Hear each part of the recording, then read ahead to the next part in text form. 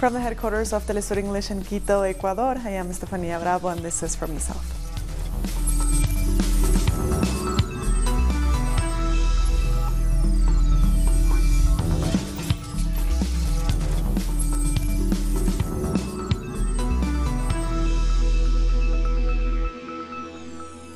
We start in Brazil, where people are marking the first anniversary of the murder of Rio de Janeiro councilwoman Marielle Franco. Residents of Rio paid tribute to her on the same street where she and her driver, Anderson Gomez, were gunned down. With flowers, banners, and chanting, demonstrators asked the question, who killed Marielle? She is remembered for being a fearless defender of human rights, as well as of the rights of Afro-Brazilians and the LGBTI community. Family and friends of Marielle Franco also held a mass in her memory. The anniversary of her death comes 2 days after Brazilian police arrested 2 former military police officers in connection with her murder. Marielle was a woman who symbolized, and still symbolizes, someone with great strength who wanted to change her country.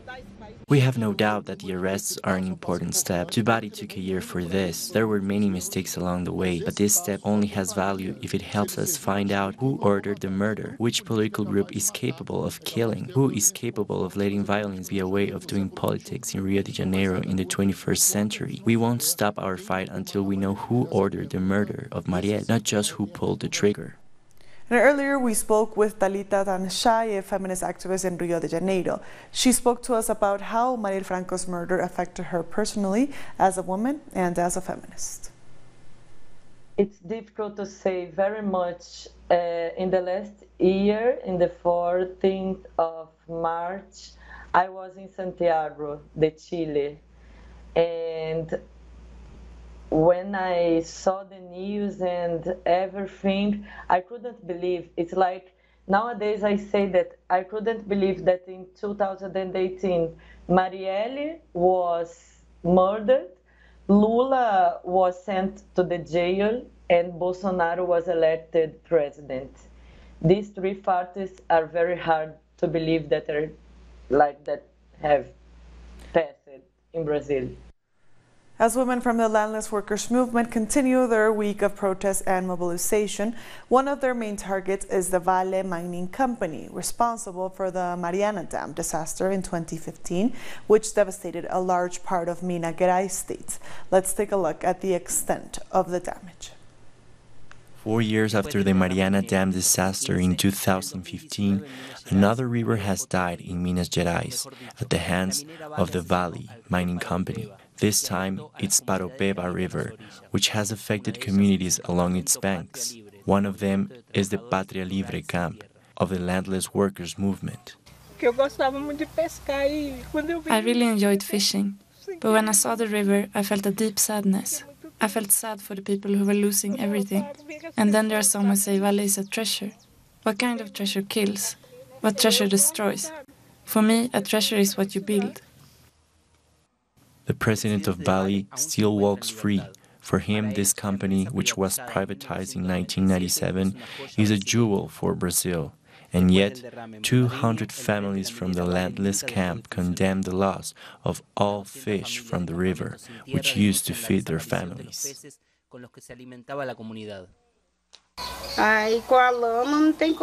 We have nothing to water our crops with. The fish have died. Even the land is toxic. Agroecological farming, leisure activities, and life itself on the river's banks were badly affected by the mining company Vale. Everything has changed for the Pátria Livre movement. Before we used the river to water our crops. We grew organic produce. But now, this has damaged everything. We have lost the only way we had to make a living. The consequences of the death of the Paraopeba River for the communities of Brumadinho come on top of a possible drought in Belo Horizonte when the rainy season comes to an end. During week-long protests started on International Women's Day, women from the MST are condemning transnational corporations that are killing Mother Earth. The police in Colombia have used force to disperse indigenous protesters who blocked the Pan American Highway in Cauca State. The indigenous communities gathered in the Pidal ancestral territory after talks with the authorities broke down. They say the government of President Ivan Duque has shown a lack of political to discuss their demands and reach agreements.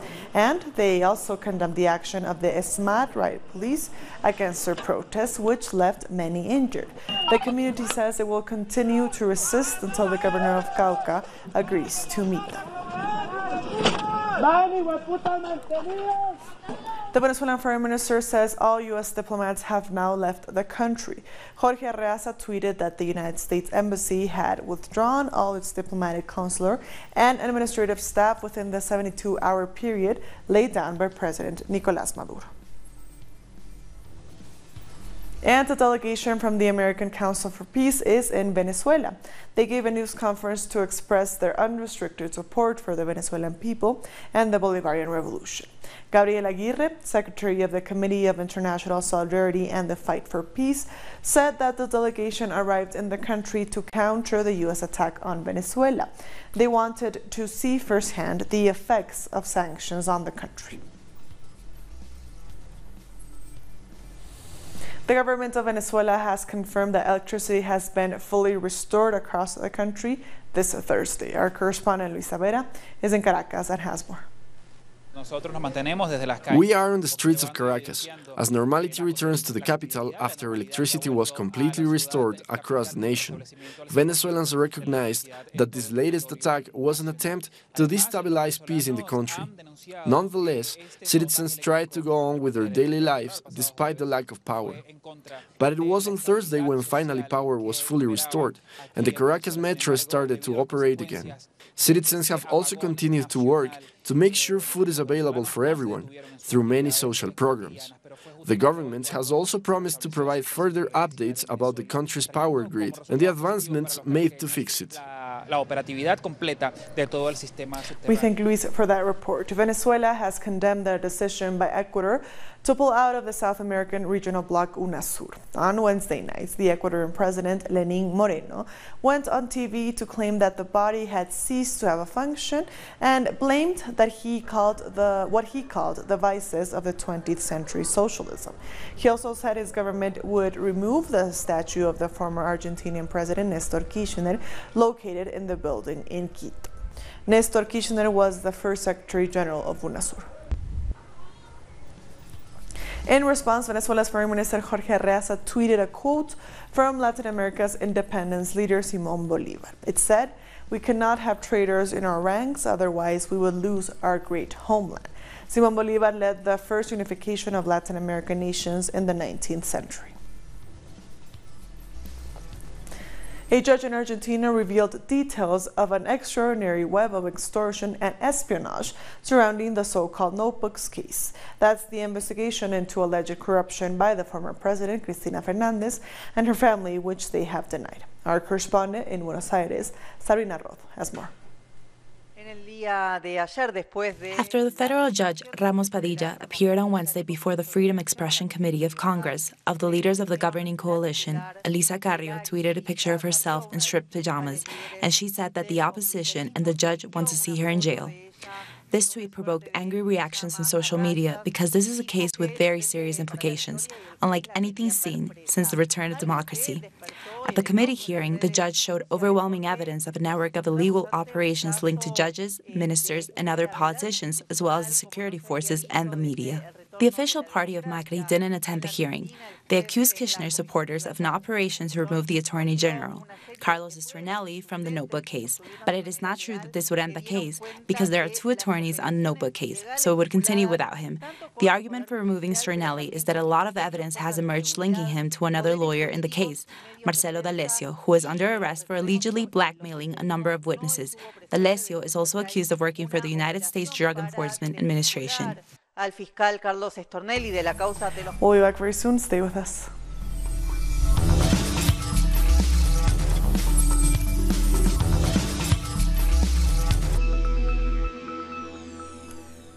Welcome back. The United States has a long history of intervention in the world, especially in Latin America. Near the top of its target list must be Nicaragua. We have more in this report. The U.S. has interfered many times in Nicaragua. The member of Congress, Jacinto Suarez, recalls one of the most serious of them, the operation that became known as the Iran-Contra affair. It was a covert operation directed by Elliot Abrams to fund Nicaraguan opposition fighters and provide them with the weapons to wage war against the Sandinista revolution. He must have bad dreams. Abrams is responsible for a dirty war that left a lot of people dead in Nicaragua. Alejandro Garcia didn't have a normal youth. He went to fight when he was just a teenager. He suffered irreparable injuries caused directly by the U.S. According to human rights groups, the civil war in the 80s left more than 50,000 dead and almost $17 billion in material losses. In the end, they are the same people. The empire has always had figures who changed their appearance, but nothing else. The cost of that struggle was that many of us were mutilated.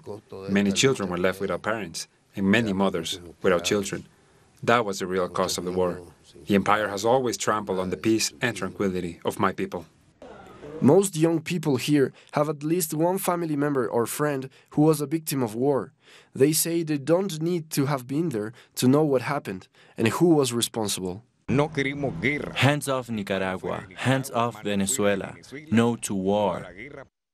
Today, the United States and Nicaragua maintain at best diplomatic relations, and for the vast majority of people here, the U.S. role in the failed right-wing coup of April 2018 is obvious. It showed again that they still have the same interest in dominating a region rich in natural resources.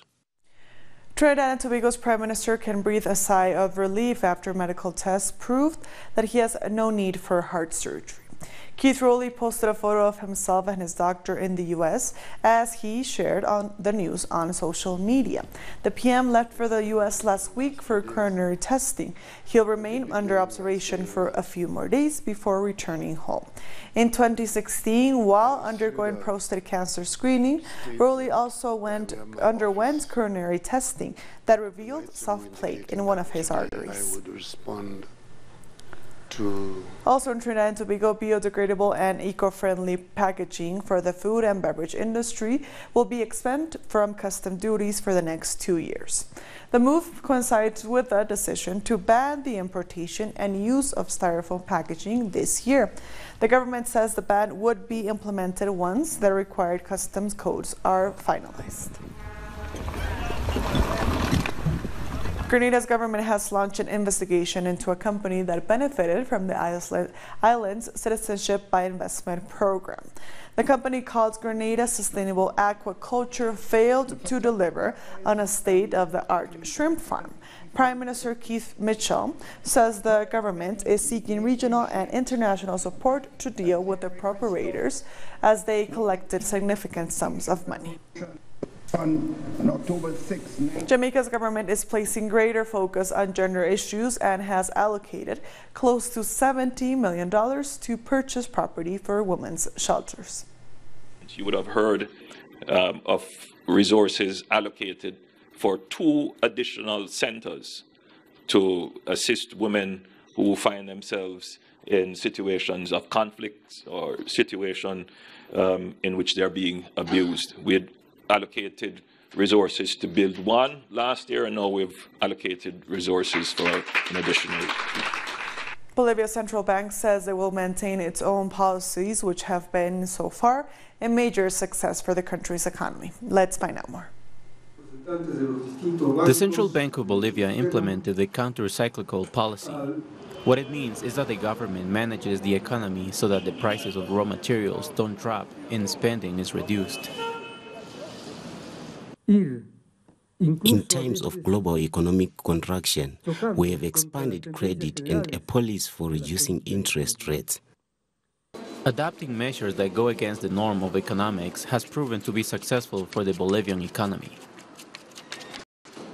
The exchange rate has remained stable, which without doubt favors expansionary policies by generating lower inflation. All of this is contrary to what has been happening to other economies. Because of its counter-cyclical policy, Bolivia is expected to lead in economic performance in the region this year, like it has done for the last 5 years. We will continue fighting against the adverse effects of economy cycles to avoid undermining our economy. We want to avoid employment and depriving families.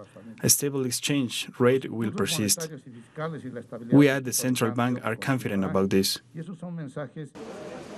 In 2019, experts estimate that the country's GDP will grow by over 4.5% because of a nearly $8 billion state investment. Punk band Blondie is set to perform 2 concerts in Cuba later this month. This is the first time the band will perform in the island. Music fans in Cuba have received the news with jubilation as tickets have already sold out. Blondie is set to share the stage with Afro-rock Cuban band Synthesis and Cuban singer David Torrens.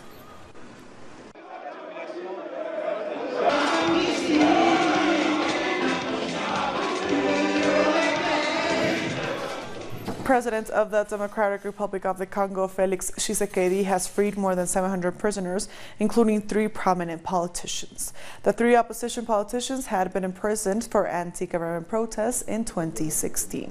Tshisekedi's gesture has been hailed as signaling a departure from his predecessor, Joseph Kabila, who jailed hundreds of political opponents. However, hundreds of political prisoners still remain in the country's jails. The World Health Organization has announced it has contained the Ebola outbreak in the Democratic Republic of Congo. It said the number of new cases in the epicenter has dropped by over 50%. The organization, however, said the deteriorating security situation in the region poses a threat to the progress made in containing the epidemic. The current Ebola outbreak, first declared last August, is believed to have killed more than 550 people so far and infected over 300 more.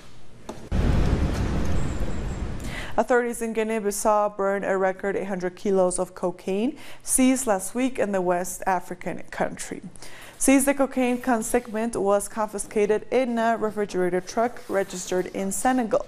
It is the biggest drugs haul in the country in over a decade. 4 suspects have been arrested in the case. It's an important fight. It's a fight to defend institutions, to defend the republic, to defend our people, and to create conditions for investors to be encouraged to invest in our country. The city of Johannesburg has launched a Holocaust and Genocide Center aiming to teach the public the dangers of prejudice, racism, and indifference. The center will have permanent exhibitions dedicated to victims of different genocides and Holocausts, such as the 1994 Rwanda genocide. The Rwandan genocide, which has been described as one of the most horrific events in human history, saw more than 800,000 people massacred in a period of less than 100 days. They were busy kidding. They were happy. And my parents, my relatives, our families, they were dying a very terrible death. For me, I'm going to sit down and reflect on my past and see where we're going. In our exhibition, we had an opportunity to, first of all, interview mainly survivors that settled in South Africa, perhaps after the war, from the Holocaust, from Rwanda. They settled in South Africa. They have a story to tell about Rwanda or Europe, but it is with a Johannesburg or South African connection. The National Union of Metalworkers of South Africa, NUMSA, will picket outside the U.S. consulate in Johannesburg in protest against interference in Venezuela. In a media statement, the union said the picket is part of global actions to defend the sovereignty of Venezuela and the Bolivarian Revolution. NUMSA members will be joined by members of the Socialist Revolutionary Workers' Party. They have called on other progressive organizations to take part in defending Venezuela's sovereignty. We'll be back very soon. Stay with us.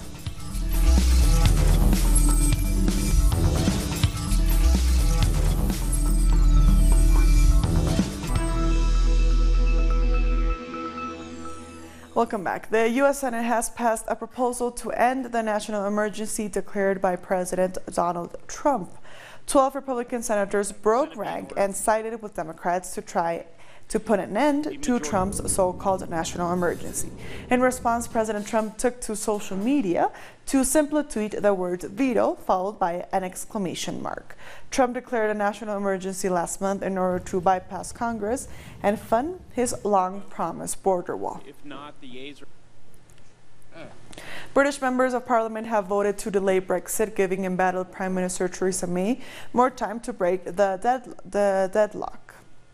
MPs voted 412 to 202 for a motion which instructs the Prime Minister to ask the European Union for an extension to the withdrawal process. Following the vote, May is expected to head to Brussels to ask that the European Union keep the UK in the bloc until June 30th. The noes to the left, 202. More than 100 people have died as flash floods ravaged Mozambique and Malawi. Thousands of people have been displaced. The torrential rains, which have hit the country for more than a week, have left villages underwater, knocked out of power, and left over 200,000 people without shelter. Mozambique officials have declared a red alert due to the continuing rains and the approach of the tropical cyclone Idai. Newly appointed Algerian Prime Minister has said his government will aim at responding to the demands of the youth. Bedoui was speaking ahead of Friday's planned mass demonstrations against the cancelled presidential election. It will be a formation that will represent all the energies and especially the youth through Algerian women and men to hopefully be up to expectations of these ambitions. We have seen students, we have seen teachers, we have seen doctors, we have seen all parts of the Algerian society, and I assure you once again, we are ready, determined, and our desire is strong, and our doors are opened to discuss and exchange visions. And now it's time to bring you more stories from around the world. The head of the state-backed Saudi Human Rights Commission has dismissed an international investigation into the killing of journalist Jamal Khashoggi. The commission described the investigation as interference, adding that everyone accused was already facing justice in the country. Khashoggi, a Washington Post columnist, was killed in the Saudi consulate in Istanbul in October, provoking an international outcry. Polish bishops have presented a report on the number of cases of child abuse in the clergy between 1990 and 2018, in which nearly 400 clergymen were found to have committed sexual abuse of minors. The report presented to Pope Francis coincided with the gathering of the world's top Catholic bishops at the Vatican Summit on tackling clerical sex abuse. Protests have rocked India's southern state of Tamil Nadu after videos showing sexual assault on female college students were posted online. Outrage increased after police said this was part of a wider plot by a group of men who befriended female students for sexual acts, then filmed them and used the video footage to blackmail them. Student protesters and women's rights campaigners demand police swift investigation of the cases and provide protection to the victims. We have come here on behalf of National Women's Front to show support to the affected women who have been facing sexual harassment for the past few years in Pollachi. The alleged crime boss of the New York Mafia's Gambino family, Francesco Calli, has been killed in front of his Staten Island home. Police sources confirmed he was shot multiple times by unidentified gunmen. Gambino crime operation is one of the 5 historic Italian-American mafia families in New York and believed to make money through violence and extortion and illegal drug distribution. And with that story, we've come to the end of this news brief. These and other stories, as always, find them on our website at telesurenglish.net. And also join us on social media. We are on Facebook, on Twitter, and on Instagram. For Telesur English, I am Stefania Bravo. Thank you for watching.